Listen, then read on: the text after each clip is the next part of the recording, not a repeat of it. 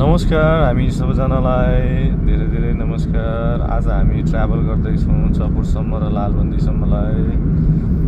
र यो एउटा भनाइ के छ नि, यो बाटोमा जहिले पनि आउँदाखेरि एउटा कुरा के मिस गरिन्छ भने कि जे जति भए पनि यो पूर्व पश्चिम राजमार्ग चाहिँ सिङ्गल लाइन नभएर यो तपाईँको टु लाइन चाहिँ हुनै पर्ने थियो कि, किनभने अहिले चाहिँ अब यतिको चाप यतिको एक्सिडेन्टहरू दिनके दिन हुनु र यो खोइ कता अलिकति कता केही कमी भए जस्तो लाग्छ कि।